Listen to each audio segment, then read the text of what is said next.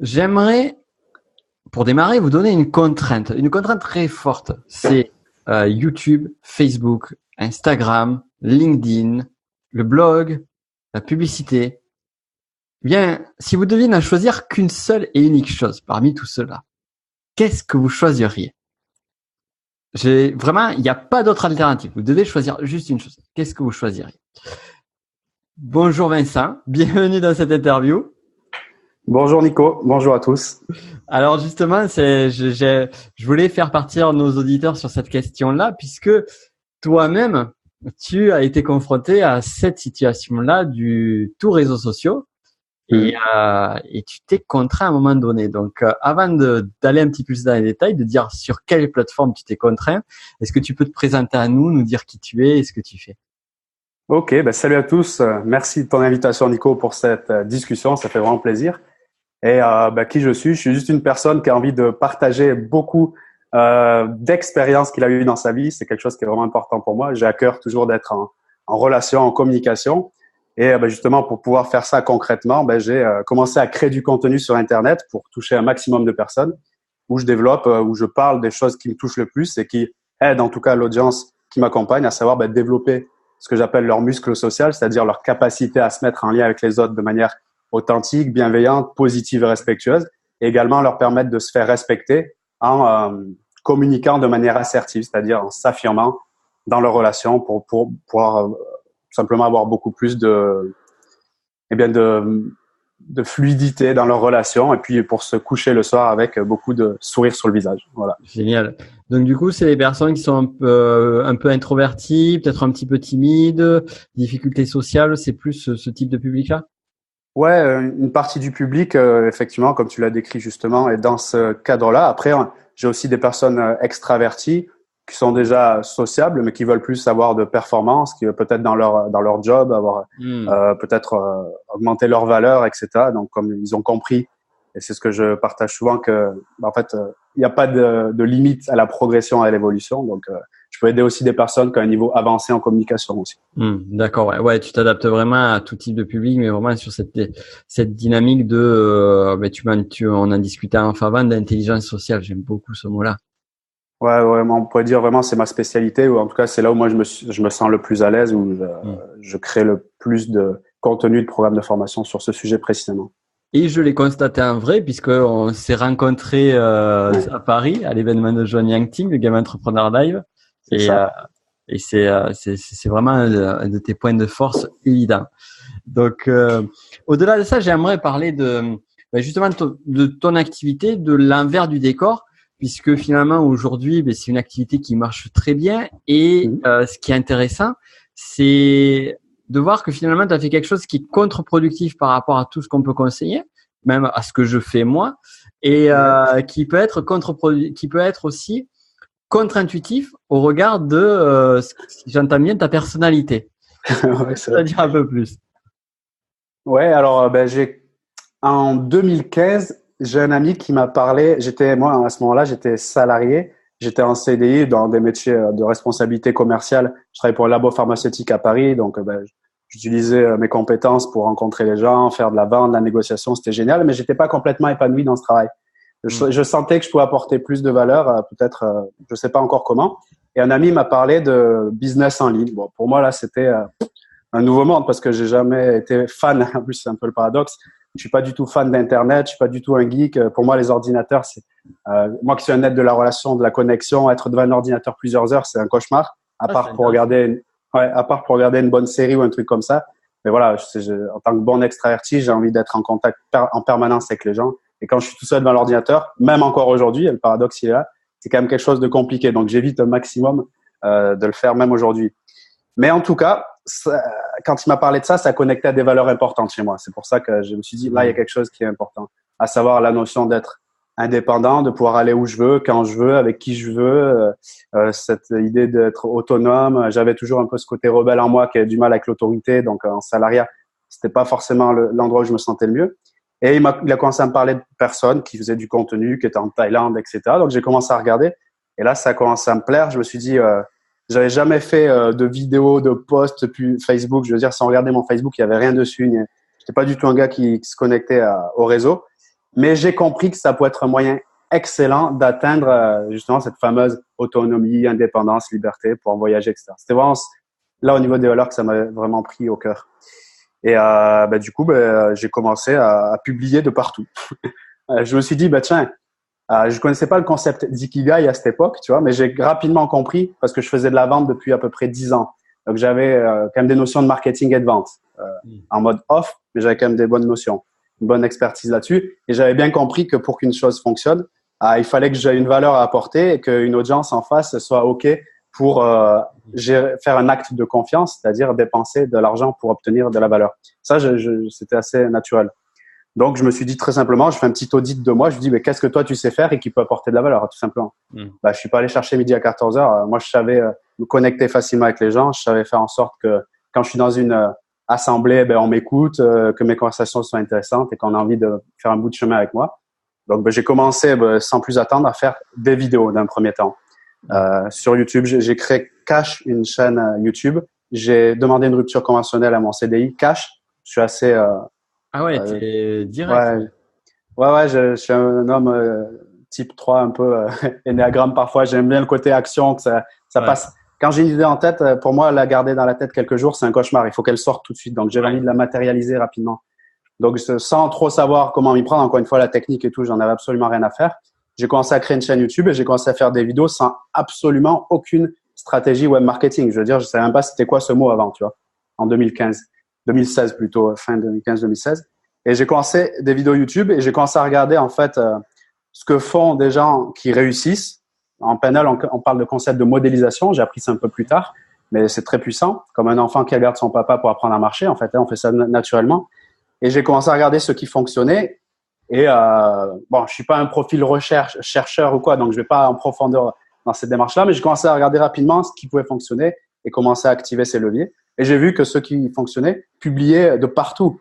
Parce que c'est le sujet, ils publiaient sur Instagram déjà, sur Facebook, sur Twitter, sur YouTube, etc. Et moi, j'ai commencé à faire pareil. J'ai fait une vidéo, j'ai créé une page Facebook à mon nom, j'ai publié des citations. J'avais pris des logiciels de graphisme pour faire des citations, machin. Je me suis un peu fait chier, quoi. Ouais. Et j'ai fait ça pendant un certain temps, donc publié à peu près de partout. Voilà. Par rapport à la question que tu me posais, c'est ça. J'ai commencé à publier de partout en 2016. Donc. Intéressant. Et là, aujourd'hui, ce que j'ai cru comprendre, c'est qu'on est loin de tout ça. On est loin de tout ça, ouais, parce que du coup, j'ai commencé à publier une vidéo par semaine, une citation et des phrases et des posts sur Facebook, Twitter, etc. par jour, quotidien. Et à un moment donné, j'ai commencé à me former en stratégie web marketing. En gros, c'est bien beau de publier, mais tu quittes un CDI, et voilà, à un moment donné, il y a une partie financière qui intervient, c'est indéniable. Donc, il faut, en gros, comment je peux faire pour mettre une activité. Même le mot entrepreneur, pour moi, je le comprenais pas à cette époque. Moi, j'étais juste un petit gars qui a fait des vidéos, qui veut aider le monde à sa façon, en fait, quoi. Et du coup, j'ai commencé à me former, j'ai commencé à comprendre qu'éventuellement, en créant des programmes de formation, des coachings, des choses comme ça, on pouvait faire quelque chose. Et c'est à ce moment-là où j'ai commencé à travailler un peu plus, puisque créer des formations, c'est autre chose que faire une vidéo spontanée de 3 minutes. Donc, j'ai commencé à concrètement m'y mettre et m'impliquer plus, on va dire. Et dès que j'ai commencé à créer mon premier programme de formation, donc c'était 1 an après ma première vidéo, donc j'ai fait 1 an de vidéo entre guillemets à blanc, même si c'est pas vraiment le cas, puisque beaucoup de vidéos qui tournent bien à ce jour n'ont pas d'appel à l'action, c'est dans sa première année, mais qui me font venir beaucoup d'audience aujourd'hui, qui est quand même qualifiée. Ça, c'est aujourd'hui un truc. Donc déjà, pour ceux peut-être qui nous écoutent, si vous commencez, il y a pas de vidéo qui sert à rien, comme peut-être je l'ai dit il y a quelques instants, mais je vais reformuler, parce que n'importe quelle vidéo que tu peux publier maintenant ou article ou quoi que ce soit, t'as aucune idée au moment où tu le publies de l'impact qu'il peut avoir dans 1 mois, 1 an, 6 ans. Je veux dire, c'est comme si tu écris un livre, tu le publies à la Fnac, tu peux dire dans ta tête il est bidon, mais s'il est publié dans la Fnac, il va peut-être toucher un public à un certain moment et ça peut faire mouche. Donc souvent, parce que j'encontre des gens qui débutent, je comprends sous l'effet du perfectionnisme, qui hésitent à publier la première vidéo, le premier truc et tout. Faites comme vous pouvez, lâchez tout et ça peut vraiment payer derrière. En tout cas, moi, ça fait partie de mon histoire, quoi. Ce que tu dis, c'est que, ce que j'entends, c'est que tu as des vidéos qui étaient très loin de la qualité que tu as aujourd'hui, parce que tu as fait plus de 600 vidéos, c'est ça? Ouais, c'est ça, ouais. Ouais. Et donc des premières vidéos qui sont toujours perfectibles, qui aujourd'hui t'apportent une belle voie d'audience. Ouais, c'est ça. Je crois que ma troisième vidéo, j'avais jamais fait de vidéo de ma vie, je savais pas quoi faire. Le seul repère que j'avais en vidéo, c'était Bernard Lavillardière, un mec qui marche et qui se fait filmer pendant qu'il parle, quoi. Ouais. Voilà, d'ailleurs, la première vidéo que j'avais filmée avec un pote, c'était pour la petite histoire dans le bois de Boulogne, parce que j'avais tellement honte quand on me voit. Alors, on était parti jusqu'à là-bas au bois de Boulogne. Il me filmait dans ce format-là où je marchais et tout, et j'improvisais, j'étais vraiment pas bien, quoi. Je me disais, ça va être chaud, quoi, tu vois. Ouais. Et après la deuxième vidéo, je me suis dit, j'en ai marre, elle est dans ma voiture, je vais la publier, on verra bien, entre deux embouteillages, comme j'étais commercial dans les rues de Paris. Et voilà, et, la troisième, je crois, ou la quatrième, elle a fait genre, aujourd'hui, c'est une de mes vidéos en mode 20-80. C'est-à-dire qu'elle me rapporte énormément d'audience, de flux, etc. et d'abonnés sur la chaîne YouTube. Donc, c'est pas anodin, quoi. Ouais, c'est intéressant ce que tu dis là sur les 20-80 parce que je crois que c'est quelque chose que beaucoup n'ont, une notion que beaucoup n'ont pas. Alors pas la notion du 20-80, mais une notion qui moi, enfin, est importante et j'aurais aimé avoir, tu vois, sur YouTube quand j'ai démarré ou quand je faisais beaucoup de contenu, c'est de toujours se dire que finalement on va faire 10, 20, 30 vidéos et on va faire 20 vidéos par exemple pour seulement 4 vidéos. Et c'est ces 4 vidéos qui vont prendre.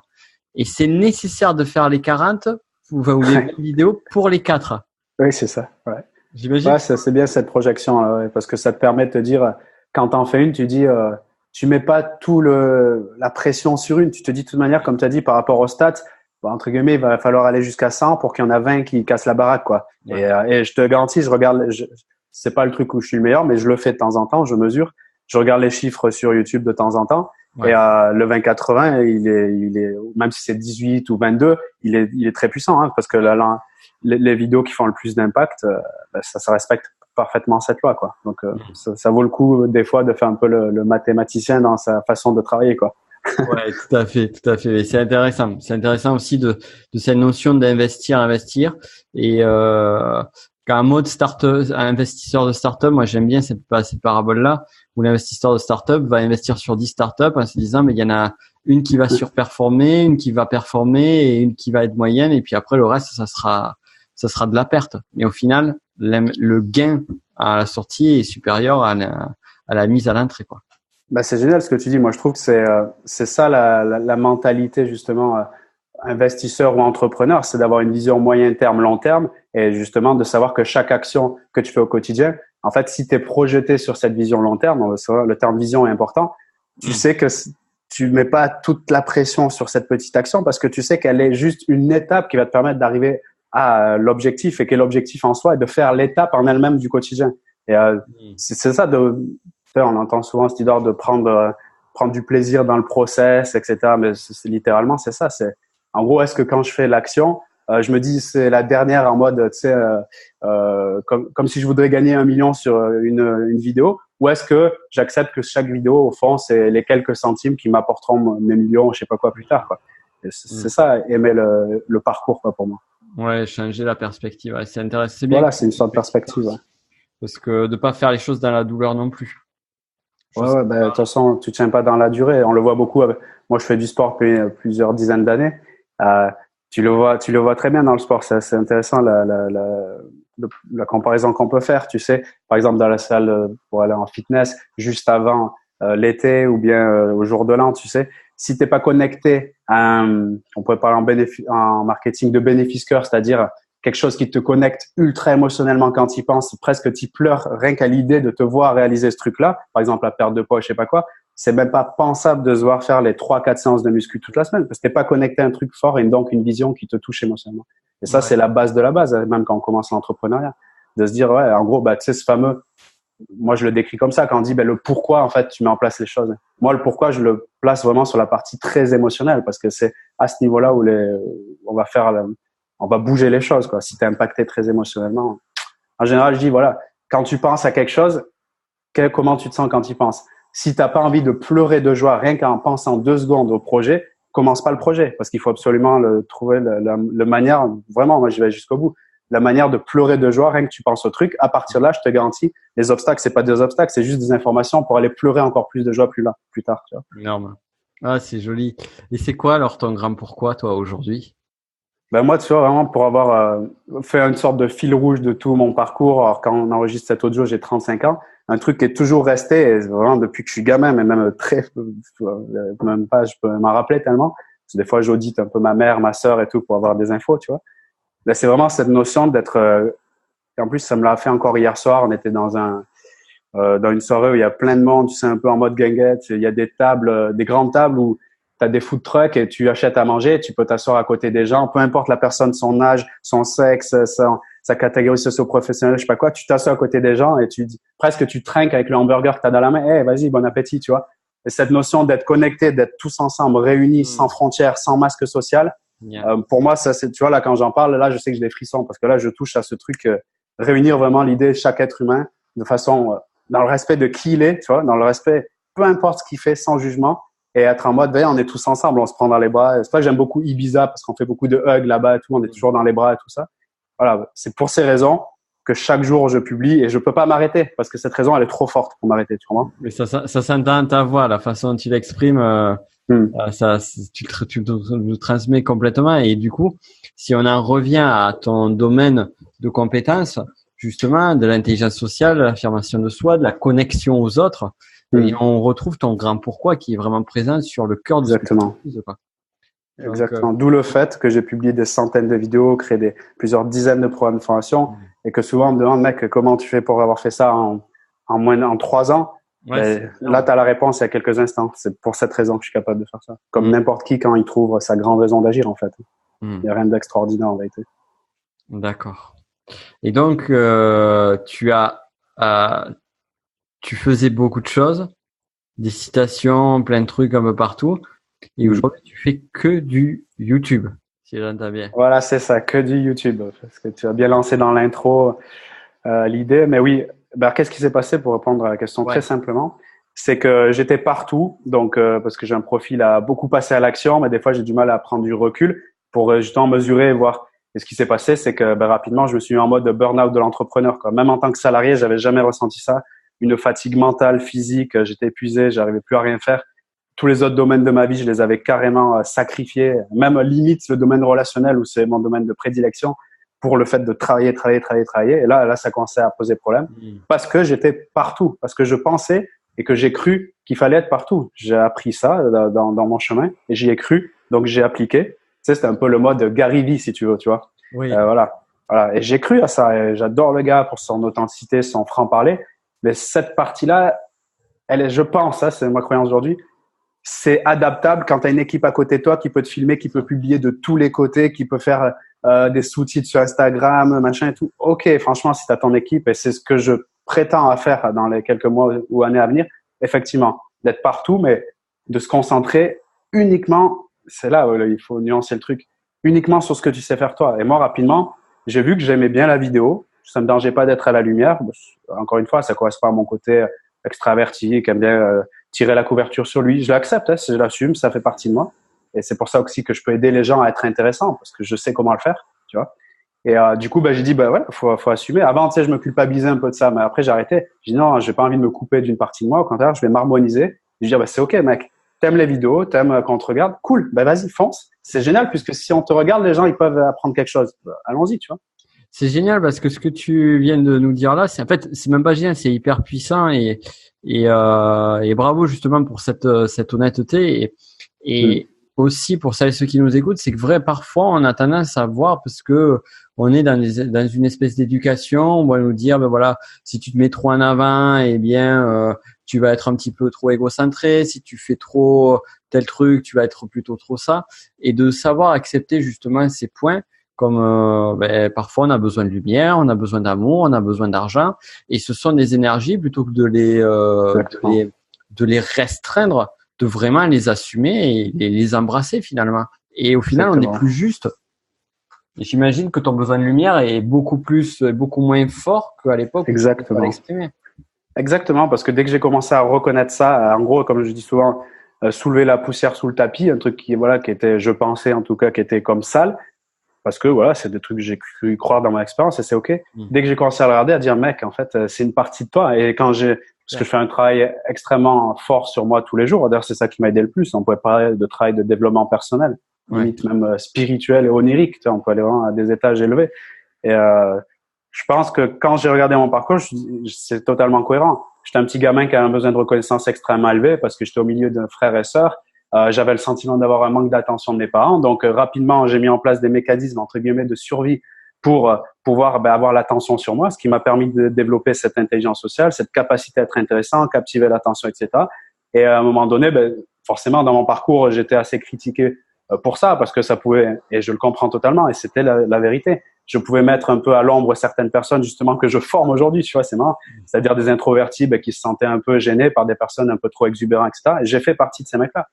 Entre guillemets, le promoteur avec les chaînes en or autour du cou. Oui, j'ai été ce gars-là.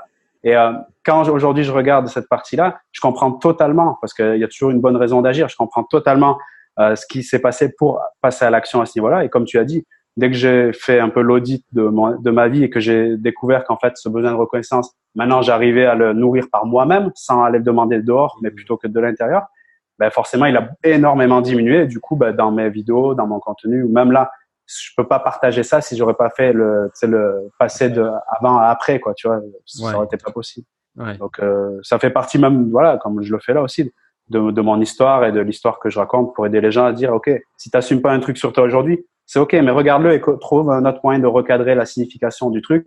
Et il y aura toujours moyen de faire quelque chose et de le transformer, d'aider les gens avec ça, quoi. D'ailleurs, pour partir, une idée de business, c'est parfait de commencer par ça, d'ailleurs. Ouais. Ouais, c'est bien vu. Et là, on voit que toi, justement, sur ton cœur d'expertise, typiquement, c'est quelque chose qui est hyper aidant.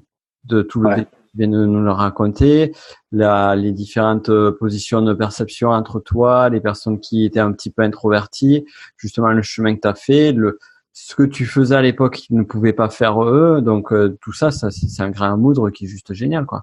Ah oui, c'est juste génial. Et plus je continue à travailler là-dessus, plus moi, je suis avec de l'empathie, mieux je comprends leurs besoins, leurs envies. Par exemple, qu'ils étaient attirés justement par un peu ma partie charismatique. Et moi, je savais pas qu'ils étaient attirés par ça. Maintenant, à avoir travaillé là-dessus, je sais que c'est une partie qui tend, toi qui as fait l'énéagramme, qui en fait toujours, tu sais que voilà, on tend à les développer, à s'intégrer dans certains types de personnalités. Et aujourd'hui, justement, avec ces outils, la PNL, avec ça, j'ai vraiment compris, en tout cas, j'essaie de comprendre de plus en plus certaines choses sur les personnalités et puis comment, en tout cas, gagner de l'ampleur finalement. Et je sais que c'est cette partie-là de moi qui peut attirer justement certains profils dits un peu perfectionnistes ou un peu dans leur tête, un peu penseurs, comme on dit, en énéagramme. Et dans ce cas-là, comme pour moi, c'est complètement assumé et que j'ai une envie de connecter tout le monde avec eux, de chacun entre nous, quoi, je vais pas laisser, je veux dire, un mec qui est introverti, qui a justement une envie profonde de se connecter avec les autres. Souvent, les timides, j'ai remarqué que c'est eux qui sont justement le plus en demande d'être en connexion. Sinon, ils diraient pas je suis timide. C'est peut-être inconsciemment une demande d'être en connexion, justement. Aujourd'hui, je les regarde, je fais, mais t'inquiète, viens avec moi, je te prends dans la main, tu verras dans peu de temps, tu vas obtenir ce que tu veux. Tu vas pouvoir être bon en networking, tu vas être bon dans ton travail, tu vas pouvoir trouver la copine ou le copain de ta vie. Il n'y a pas de problème, tu vois. Génial. Génial. Et je vais répondre à ta question parce que tu vois, j'ai tendance à sortir un peu du truc, mais j'ai la question. Ouais. Tu ouvres les choses et puis tu les refermes derrière, donc c'est parfait. Ouais. Ah ok, parce que j'ai la question qui était en arrière-plan derrière. Et oui, j'ai publié de partout, j'ai fait un burn-out parce que voilà, j'ai trop travaillé et j'avais pas de résultat, quoi. C'est littéralement en termes financiers, ça marchait pas trop. Et j'ai commencé à regarder du contenu, j'ai bien vu que j'avais un problème sur la productivité, quoi. Tu vois, là pour le coup, les lois de Pareto, les lois de Parkinson commençaient un peu à intervenir dans mon expérience, tu vois, comme quoi c'est intéressant de se mettre des deadlines, d'avoir un peu plus de discipline, de quelle est l'action importante qui ferait exploser ton business maintenant et quelles sont celles que tu peux supprimer ou modifier ou déléguer qui feraient la différence. Et dès que j'ai commencé à travailler sur ça. Tu peux nous le répéter parce que c'est complet, ça. Ouais, c'est des questions très, très puissantes. Hein. C'est, pour info, quand je me les suis posées et que j'y ai répondu, mon business, ça fait x2,5 le mois suivant en termes de chiffre d'affaires. Donc, c'est pas anodin. Je me suis dit, tiens, quelle est l'action? D'ailleurs, elle est toujours sur mon ordinateur là. Je le garde un peu comme un mantra et tous les jours, je me connecte à cette question, tu sais. Ouais. Et en gros, je te la cite exactement comme elle est, si tu veux. Est-ce que l'action que je mène maintenant, ça me connecte vraiment bien à l'ici et maintenant, est-ce que l'action que je mène maintenant est en lien avec mon objectif principal? Ça, c'est une des questions clés qui fait beaucoup de différence pour moi. Et aussi, comme je disais tout à l'heure, c'est vraiment pour cibler sur est-ce qu'en gros, ce que je fais maintenant, est-ce que ça sert à quelque chose, est-ce que ça sert à que dalle? Quand j'étais en train de poster sur Twitter et que je regardais cette question, mes doigts, ils tremblaient, quoi. Je te dis que 2 secondes après, j'arrêtais mon post sur Twitter, entre guillemets, à la con. C'est comme ça que je le perçois. Et j'allais, parce que ça, c'est la peur de faire les choses qui comptent et qui ont du résultat, souvent, qui nous amène à ça. La vraie action qui fait du résultat, pour moi, c'est créer un programme de formation et le publier. Ça, c'est une action qui fait du résultat. Dès que j'ai commencé à poser ce type de questions, et aussi qu'est-ce que je peux supprimer qui a pas de valeur, quoi, tu vois. Là, j'ai littéralement du jour au lendemain, parce que j'ai eu une sorte de saut quantique à ce moment-là. J'ai arrêté Twitter, les publications. Facebook, je veux dire, pendant plus de 2 ans, je publiais tous les jours sur Facebook, tous les jours. C'est-à-dire, je prenais peut-être 1 heure, peut-être plus des fois, toujours sur Facebook, sur Instagram. Mais j'avais même mis Snapchat, tu vois, tous ces trucs-là. Donc, je me suis aperçu qu'il y avait peut-être 2-3 heures par jour où je publiais, mais je veux dire, la page Facebook, elle a que 400 j'aime, il y a personne qui passe dessus. C'est bidon, il y a rien en tout ce temps-là. Et alors que on me disait, tu sais, Vincent, t'as de l'éloquence, t'es bon en vidéo, etc. On me disait ça régulièrement, tu vois. J'ai dit, merde, c'est bon, vas-y. Tout ce que j'ai cru comme quoi il faut répartir un peu de tous les côtés. Non, ça marche pas pour moi, stop, j'arrête les frais, quoi. Donc là, c'est même ma santé qui était en jeu, littéralement. Donc, j'ai dit, tu sais quoi, paraît-il, je sais faire des vidéos, c'est vrai que j'aime ça, je vais faire que des vidéos, et puis c'est tout. Donc là, je me suis focalisé, et à ce jour, c'est encore le cas au moment où je parle. Ça fait donc du coup peut-être plus d'1 an, à peu près, là en 2019. Donc j'ai focalisé 100% YouTube, quoi. Je veux dire, YouTube, il ferme demain. Ok, j'ai mes mails, il y a des trucs comme ça, mais j'ai focalisé 100% YouTube. Allez, pour pas dire 100%, il y a les mails aussi, parce que je garde un contact avec mon audience par mail, heureusement. Mais c'est vraiment YouTube, quoi. J'ai publié. C'est pour ça que j'ai fait beaucoup de vidéos aussi, parce que j'ai focalisé YouTube. Tu as quel rythme de publication aujourd'hui, toi, sur YouTube? Alors, j'ai essayé beaucoup de formats. J'ai essayé pendant la première année de fréquence plutôt que de format. Une vidéo par semaine. Après, c'était pour me lancer. Après 2 par semaine. Après 3 par semaine. Et j'ai fait un marathon je crois, j'avais fait 131 vidéos, si je veux être précis, je crois, en 131 jours. Voilà, j'ai fait ça à peu près 4 mois et demi. C'était pour tester, en fait, comment je me sentais, qu'est-ce que ça allait donner comme résultat. J'avais fait aussi ça, ouais. Tu l'as fait en quelle année, ce marathon-là? Je l'ai fait je crois, en plus, là, je m'étais lâché parce que pour moi, l'été, c'est sacré et tout. Je l'avais fait en juin 2017. J'avais commencé. Du coup, je me suis mis tout l'été en mode 1 vidéo par jour et c'était très challengeant pour moi, ça. Même le week-end, du coup, toi, 7 sur 7, il y avait plus de limite, tu vois. J'avais énormément appris. Je sais pas toi, mais j'avais beaucoup. Ah ouais, grave. Ça m'a énormément aidé de faire ça, vraiment, pour la vidéo. Le seul truc que j'avais regretté de ce challenge-là, c'est le week-end. C'est d'avoir pris, c'est de pas avoir tu vois, c'est même pas le week-end, c'est de pas avoir un jour de souffle. Ah oui, tu publies en flux tendu tous les jours. Ouais, et en fait, c'est partie de l'objectif. C'est-à-dire que je faisais une vidéo, je la diffusais direct. C'était vraiment de l'instantané. Ah ouais, d'accord. Et sur tous les jours. Donc il n'y avait pas de donc du coup toi t'avais plus fait des blocs de sessions vidéo, j'imagine. J'aurais aimé, mais j'ai eu beaucoup de mal et même à ce jour j'ai ce côté un peu j'ai toujours aimé faire au dernier moment parce que ça m'a toujours réussi, même mon bac je l'ai eu comme ça et j'ai toujours travaillé comme ça et ça correspond à ma ça correspond à ma personnalité. J'ai essayé des fois d'être différent de qui je suis en faisant 10 vidéos en avance, mais j'arrive pas parce que je suis vraiment dans le flow, tu vois. Même là quand je te parle, j'ai des idées machin et ça peut tomber demain, tu vois. J'accepte cette partie de moi et puis c'est ok. Et du coup non, je faisais comme toi, mais je publiais quand même sur des heures fixes. Je me suis dit tiens, et j'ai tenu d'ailleurs, c'est marrant, je publie tous les jours à 6 heures du mat. C'est marrant, c'est comme j'ai pas beaucoup de règles, beaucoup de principes, mais des règles d'or, mais celui-là, bizarrement, c'en est un, ça me permet de me cadrer quand même. Je pense que c'est important de se cadrer en tant qu'entrepreneur. Ouais, 6 heures du mat depuis 2 ans environ. Tu vois, j'ai dû faire 400-500 vidéos à 6 heures du mat, sans déroger peut-être qu'une fois à la règle. Pourquoi 6 heures du mat? 6 heures du mat, j'avais fait une formation chez un mec qui fait du web marketing et il expliquait, lui, ces raisons-là. Moi, je me souviens plus trop bien, mais en gros, il avait testé plusieurs formats et selon lui, ça démarrait les vues, tu sais, l'algorithme YouTube. Après, je suis pas un pro, mais moi, je te retranscris ce que j'ai cru comprendre. Quand tu as beaucoup de vues d'un coup sur l'algorithme, lui, il aura tendance à te proposer suggérer à d'autres vues. Et a priori, à ce moment-là, 6 heures, ça semblait pas mal, tu vois. Donc, moi, tu sais, je suis pas du genre, encore une fois, à aller chercher dans les détails. Si je me pose la question, qui est-ce que j'écoute et que j'y fais confiance au gars, j'applique. Voilà, point barre, tu vois. Écoute, t'appliques, ouais.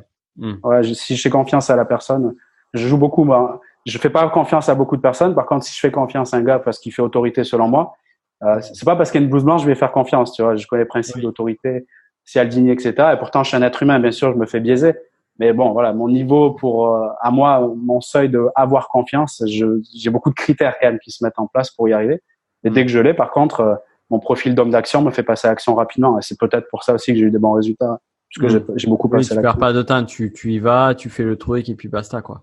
Ouais, je mesure après, en fait. Ça me fait penser à un livre de conversation avec Dieu. J'aimais bien, il inversait la logique de, au lieu de réfléchir, agir, réfléchir, il disait agir, réfléchir et agir à nouveau, tu vois. Si je me rappelle bien, c'est un truc genre comme ça. En gros, l'action, c'est en mode le lean startup, quoi. T'agis, tu testes, t'as le résultat du marché et tu pivotes après, quoi. Moi, je préfère ce modèle-là, quoi. Ouais. Je partage complètement. J'ai le même mode de fonctionnement que toi. C'est avoir l'idée, c'est opérer le plus rapidement possible et avoir les premiers feedbacks. Et en fonction de ça, d'ailleurs, je savais pas que je le faisais naturellement, tu vois, et je savais pas que c'était une méthode. Enfin, c'était du lean startup, quoi. Ouais, on peut parler de ça parce que l'idée, c'est j'ai une hypothèse, en fait, comme on parle dans ce domaine-là. J'ai une hypothèse. Ben, soit, tu sais, je fais des interprétations, des suppositions. En gros, je me raconte des histoires et c'est cool, sauf que ça reste dans le monde interne. Soit je passe de la partie physique et matérielle, hein, c'est une partie importante aussi, tu vois. Même si moi, je reste un gars très perché et spirituel, j'aime bien aussi la terre et le côté terrain. Donc, à un moment donné, les idées, faut qu'on voit si elles ont des raisons de vivre, quoi, si elles peuvent vivre. Donc, l'idée, c'est j'ai une hypothèse dans ma tête. Moi, je me pose souvent la question. Et ça va très vite des fois peut-être trop, c'est vrai, mais je me pose, quand j'ai une idée dans ma tête, mon schéma, mon processus mental, c'est comment concrètement, cette idée, elle me séduit, donc émotionnellement, je me sens touché, génial et tout. Comment concrètement, là, ici et maintenant, je peux appliquer cette idée? J'attends pas de lire 4 livres avant de, tu vois. C'est bien les livres de marketing, j'en ai lu plein, j'ai appris beaucoup, mais comment concrètement l'idée là qui vient de traverser dans mon champ quantique, là, au niveau de ma conscience, comment concrètement je peux la poser sur la table, c'est-à-dire qu'elle soit visible par des gens et qu'on peut avoir un retour de ça. Ouais. Et là, c'est cette question clé là qui va envoyer comme une sorte de missile à tête chercheuse pour aller trouver la réponse, tu vois. Et là, bam, il y a des réponses qui interviennent. Et parmi les réponses qui interviennent, je choisis celle qui me semble la plus activable au niveau dans lequel je suis maintenant, encore une fois, avec les ressources que j'ai aujourd'hui. Et bam, ça part tout de suite. Comme ça, souvent, je trouve des idées de vidéos d'ailleurs. Hein. C'est souvent comme ça. Intéressant. Et là, aujourd'hui, en termes de rythme, tu as quel rythme? Alors aujourd'hui, là, justement, depuis cette période de productivité, là, ça doit faire, c'est au début de l'année 2019, c'est pas si vieux que ça, je crois, où j'ai vraiment donc focalisé YouTube et j'étais jusqu'à 7 vidéos, 5 à 7 vidéos par semaine à ce moment-là. Et du coup, j'étais vraiment fatigué et tout. J'ai pris une décision forte qui a changé littéralement mon business et ma vie. Hein. Donc j'ai décidé de diviser par 2 la fréquence de vidéos, c'est-à-dire de passer de 6-7 6 en moyenne à 3. Donc pour moi, c'était un choc. Oh là là, le mec, il passe de 6 à 3. Non, je vais perdre tout le monde. Tu sais, c'est la croyance que j'avais. Plus de vidéos égale plus d'audience égale. Oh là là, j'y croyais tellement fort que c'est pour ça que j'arrivais pas à prendre la décision parce que j'avais mis un rythme tellement soutenu. En plus, je regardais des mecs. C'est ça l'avantage et l'inconvénient de regarder à droite à gauche. C'est je voyais des mecs, tu sais, Gary Vee et même peut-être d'autres en France, qui publiaient à mort. Et moi, je me disais, attends. Ah putain, il faut que je publie à mort, sinon je suis foutu, tu vois. Je suis même pas à leur niveau et eux ils publient à mort, donc comment si je le fais pas, je vais pas y arriver. Le danger de la comparaison. Le danger de la comparaison, c'est le danger de la comparaison. Je me comparais, je parle des fois de la muscu comme analogie avec l'intelligence sociale ou le business, mais c'est comme à la muscu. Si tu vas regarder le gars qui pousse à côté de toi, tu sais pas son histoire, ça fait peut-être 10 ans qu'il s'entraîne, ça fait peut-être, je sais pas, il prend tel ou tel produit et toi t'arrives, tu sais, en mode vegan. Je te donne un exemple et tu pousses depuis 3 mois. Et tu vas comparer ce qui soulève lui. T'es foutu si tu fais ça. C'est parce qu'on n'a pas la même histoire, on n'a pas tu vois. Et c'est ce qui se passe. Je pense que ça, c'est l'erreur que j'ai fait au début de trop me comparer. Je pense que beaucoup qui nous écoutent peuvent comprendre ça aussi. Ça te parle aussi. De trop se comparer à ceux qui ont déjà du succès ou machin et sans prendre en compte leur histoire quand ils ont commencé, la galère qu'ils ont eue, tout ça. Donc le mieux, c'est ça, atteindre l'excellence. C'est où j'en suis aujourd'hui. Qu'est-ce que je peux faire pour avancer? Et je me mesure à moi, tu vois. Je me mesure à moi, à mon rythme à moi, tu vois. Et là, ce qui fait que tu as réduit donc ton rythme. Divisé par 2 mon rythme, je suis passé à 3 vidéos par semaine, tu vois. Ouais. Et même à ce jour, des fois, j'en fais 2 et 1, même pour te dire en ce moment même. Ça peut paraître contre-intuitif parce que finalement, t'as lâché tout le reste et tu t'es investi sur YouTube et quand même sur YouTube, t'as pris la décision de réduire aussi. Parce que moi, instinctivement, j'aurais essayé de remplir encore plus. Eh ben, je t'explique là, t'as très bien amené le truc, justement. Donc, j'ai réduit ce qui m'a donné du temps, mais en même temps, j'avais déjà besoin de temps libre parce que j'étais franchement trop sur l'ordi et tout. Pour moi, c'était très ici. Donc, à la base, c'était d'abord du temps libre qu'il me fallait. Et après, bon, dès que j'ai eu un peu ce temps libre, je limite, je me dis merde, je fais plus rien, tu vois, parce que par rapport à tout ce que je faisais, tu vois, tous les réseaux, 2 fois moins de vidéos, j'ai dit mec, c'est chaud en fait, tu sais, parce que j'ai toujours besoin de combler. Il y a encore ce profil, tu vas vouloir passer à l'action beaucoup, du mal à ralentir le rythme, mais j'ai appris petit à petit, je continue, hein, c'est un de mes gros challenges à ralentir le rythme. Du coup, 3 vidéos par semaine. Mais ce que j'ai fait, la question clé, euh, qu'est-ce que je peux faire comme action? C'est là, on est en peu de Pareto, mais dans l'application. Quelle est l'action qui va me donner, en gros, tous les résultats, quoi, tu vois, sans parler de 24 heures, mais directement, excuse-moi, mais quelle est la putain d'action qui va donner les putains de résultats? C'est la vraie question. Et là, à ce moment-là, je dis, bah, mec, c'est les formations. C'est là où il y a des gens qui viennent, que tu leur apportes de la valeur, tu leur donnes le suite. C'est les formations en ligne. Donc, ce que j'ai fait, ben, du coup, j'ai récupéré du temps et j'ai fait plus de formations en ligne. Du coup, ça m'a donné, c'est là où j'ai pris ce temps de manière efficace pour le coup, là, efficiente, quoi, tu vois. J'ai fait, donc j'ai fait un marathon d'une formation par semaine pendant 2 mois. À ce moment-là, du coup, puisqu'il fallait que je comble le vide, tu vois. T'as pas pu t'empêcher de partir de. Ouais.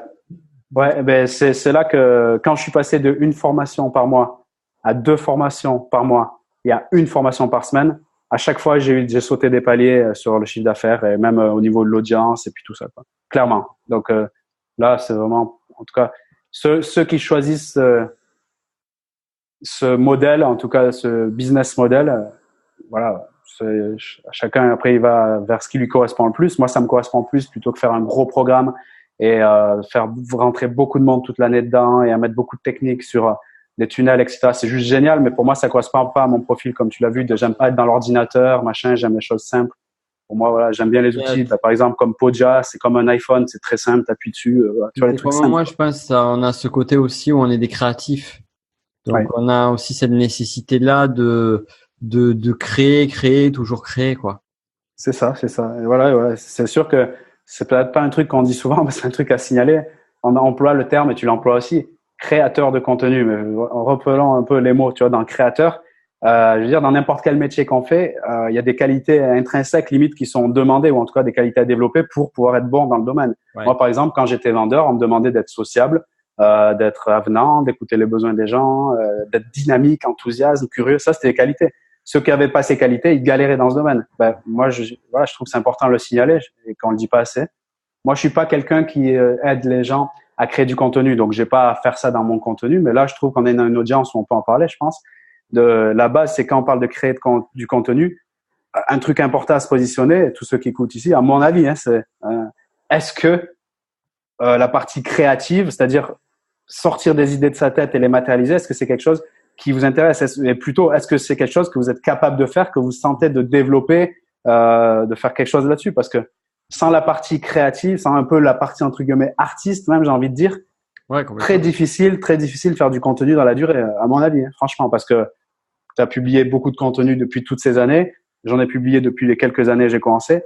Le syndrome de la page blanche, etc. C'est un truc qu'on connaît régulièrement et si on n'a pas confiance en notre partie créative, ben on est juste foutu en fait. Il faut changer de métier. Donc ça, c'est un truc à mon avis à signaler, quoi. Mais c'est bien que tu le resitues et dans toute cette dynamique de business de la connaissance, je crois qu'il y a plusieurs façons de faire les choses. Il y a ceux qui sont comme toi et moi des créateurs de contenu pur. Et il y en a d'autres qui ne sont pas forcément sur cette dynamique-là, qui vont créer comme tu disais, une formation dans l'année ou amener des experts, comme par exemple l'interview de la semaine dernière de Capucine, c'était sur ça, amener des experts, amener leur expertise. Donc il y a mille et une façons de travailler sur le business de la connaissance. Mais comme tu dis, si tu aimes créer ce type de dynamique qu'on a toi et moi, il faut aussi aller adapter à des personnes qui aiment créer. Ça, c'est indéniable. C'est indéniable. Ouais. Et c'est chouette. Ouais, parce que on en parlait en off, tu vois, par exemple, je te disais pour mes vacances, que j'allais garder Insta, mais parce que ça me plaît, tu vois, pour créer. Le reste du business, il est un petit peu en off, de côté, mais la partie création est nécessaire pour moi. Ouais, et même là, quand je t'entends, moi, ce que je perçois, c'est que c'est même un besoin pour toi, même dans tes vacances, de publier sur Insta, d'apporter du contenu créatif. T'as vraiment ce besoin-là, ça fait partie de toi, quoi. C'est exactement ça. C'est un besoin. Donc, pourquoi se priverions-nous de ce besoin-là, vu qu'il est naturel et en plus, il est vertueux. On aide les autres, on fait de l'argent avec et on se remplit énergétiquement. C'est que demande le peuple, quoi. C'est top. Tu te nourris pleinement et tu aides les autres à s'alimenter. Donc, c'est génial. C'est clair, c'est clair. Je vais te poser une question que tu connais probablement, parce que je sais que tu as écouté d'autres interviews du podcast. Mm. Quelle est ta pire ou une de tes pires galères et qu'est-ce que tu en as tiré? Puisque un bon PNListe que tu es, je sais que tu pratiques cette notion de il n'y a pas d'échec, tout est Ouais, exactement. Tout est une information pour grandir, donc ça c'est clair. Mais oui, ça pour moi c'est une question. Tu vois, j'ai pas réfléchi parce que j'ai du mal à réfléchir en amont sur ce genre de. C'est plus. Ouais, voilà. Et j'aime bien la question. Mais justement, ça m'amène à me rappeler certaines choses pour me dire waouh, tant de chemin parcouru, mais quelle chance et tout, tu vois. Ouais. Donc c'est génial. Donc tu m'as dit la pire galère, quoi. Si tu peux me répéter la question pour que ça revienne direct. Quelle a été ta pire galère et qu'est-ce que tu en as tiré? Dans mon parcours d'entrepreneur, tu me demandes, c'est ça. Ma pire galère. Il y en a eu tellement nombreuses, mais ma pire galère, je suis un être extrêmement dans le feeling et le ressenti. Donc, ma pire galère, c'était même pas quelque chose de technique à proprement dit ou quelque chose que j'ai fait ou pas fait. C'est plus dans mon ressenti et c'est forcément lié à des comportements, c'est sûr. Et c'était février 2018. Là, j'ai poussé, c'est-à-dire que publier. Énormément. J'étais dans ce mode Gary Vee, vraiment. C'est vraiment son nom qui me vient tout de suite, quoi. Publier de partout, être de tous les côtés et tout. J'allais dans les séminaires, machin, plein de trucs. Et j'avais, je sais pas, je faisais même pas 1 000 € par mois ou peut-être 1 500 ou quoi. Mais c'était vraiment très, très, très difficile. Et là, en termes de ressenti, je me sentais fatigué, je me sentais seul, je me sentais vraiment. En fait, tout l'espoir que j'avais mis sur ce truc, ouais, tu vas être indépendant, tu vas aller en Thaïlande, je sais pas quoi, j'avais ce pays en cœur, j'y suis allé en 2010 et je voyais des gens qui y étaient, je dis, tu vois, il faut que j'y aille, machin. J'avais l'impression que tout allait s'effondrer et là, pour moi, j'étais en mode limite, je voyais le bouton YouTube, supprimer votre chaîne, quoi. Tu vois, je me rapprochais de très près du bouton supprimer votre chaîne YouTube parce que je comptais beaucoup sur, je pensais que je pouvais avoir des résultats. Je suis vraiment impatient parce que quand je vois mon trajet jusqu'à aujourd'hui, les résultats que j'ai maintenant, je pense que je fais partie, je pense qu'aujourd'hui, je fais partie de ceux qui réussissent, en tout cas, qui ont une bonne réussite par rapport au nombre d'heures qu'ils ont mis dedans. Mais bon, voilà, c'est mon côté impatient qui était là. J'étais extrêmement impatient. Ça fait aussi partie de ma personnalité que je soigne.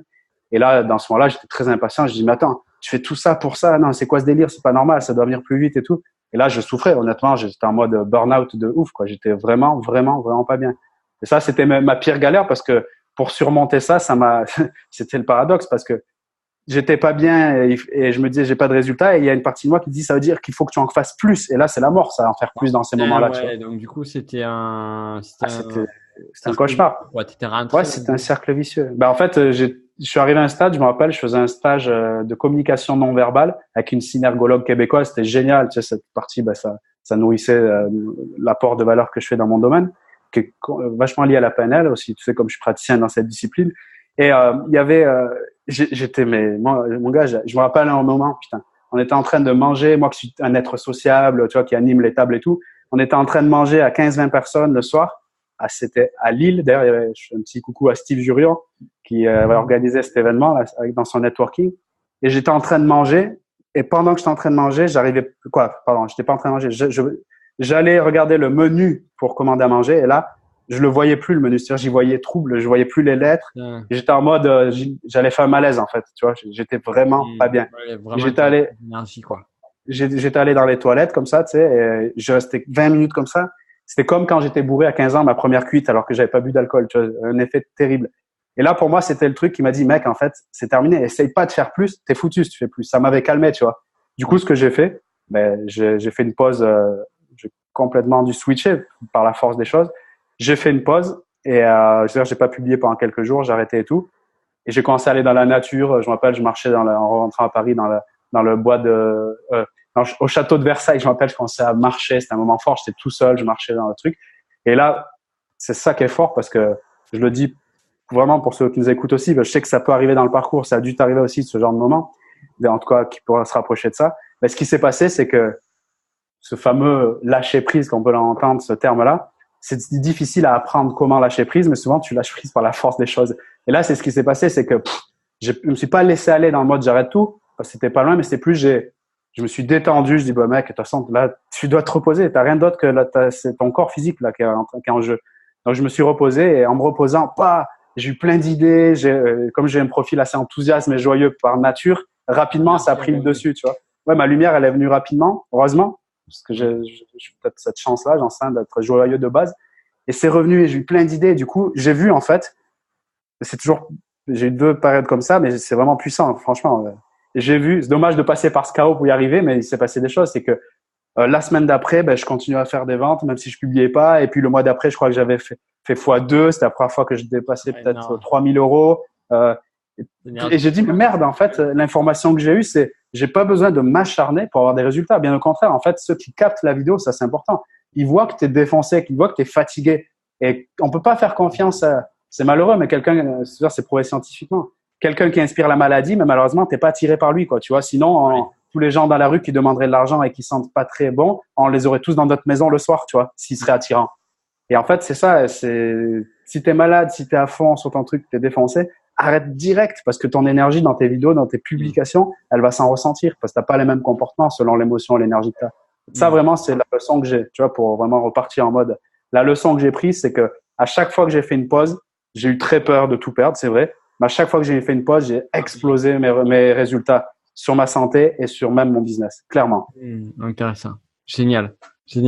Ah, mais ça, c'est un très, très bon conseil et c'est un très beau retour d'expérience qui vraiment, garder ça en tête parce que ce que tu dis là, je l'ai moi-même vécu, je connais d'autres entrepreneurs qui l'ont vécu aussi et c'est contre-intuitif de lâcher.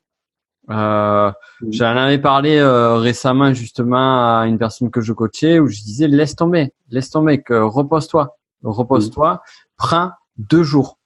Et c'était compliqué pour cette personne-là. Je dis prends 2 jours, juste 2 jours. Et c'est salvateur. C'est vraiment salvateur. On se rend pas compte. Et c'est comme dans la vie, on a besoin du souffle. Exact. C'est la base avec quoi qu'il t'arrive, la première chose qu'il faut faire, c'est de redonner de l'oxygène. Et là, on est vraiment à ce niveau-là. On revient à la base de l'énergie. Respirer, quoi. Je veux dire, respirer. La base. Tout à fait. Super. Mais en tout cas, merci beaucoup, Vincent, pour tous ces retours, pour toutes ces informations. C'était très riche. Je suis très content. Bon, je ne doutais pas, de toute façon. On te retrouve où? Merci à toi. Déjà, c'était juste exceptionnel ce partage. J'espère que on a pu apporter de la valeur à ceux qui nous écoutent et ceux qui sont intéressés par l'énergie. Si vous sentez quelque chose qui vous parle à travers ces moments, ces quelques minutes qu'on a passées ensemble, vous pouvez me retrouver sur. Vous avez vu, à l'heure où je parle, en tout cas, quand on fait l'audio, là en 2019, je suis sur YouTube à fond, donc au nom de Vincent R, Vincent espace AIR comme Air France ou R. Pensez à la destination qui vous plaît le plus. Vous mettez le mot derrière, ça vous permettra de me rappeler de moi. Vincent R sur YouTube et voilà, principalement même sur Google il y a plein d'autres ressources, mais c'est là où je publie le plus et on parle beaucoup de connexion à soi et de connexion à l'autre. Voilà. Génial. De toute façon, vous avez le lien dans la description comme d'habitude. Merci à toi pour tout, c'était un plaisir. Et merci Nico d'avoir écouté. Salut à tous, merci Nico encore. Et voilà, tu viens d'écouter un des épisodes de mon podcast Le business de la connaissance. Alors, si tu veux aller beaucoup plus loin et suivre l'intégralité des podcasts sur ce sujet-là, je t'invite à regarder en description de cette vidéo. Tu trouveras le lien pour pouvoir t'abonner à mon podcast Le business de la connaissance et ainsi on pourra aller beaucoup plus loin ensemble. D'ici là, je te souhaite une excellente journée.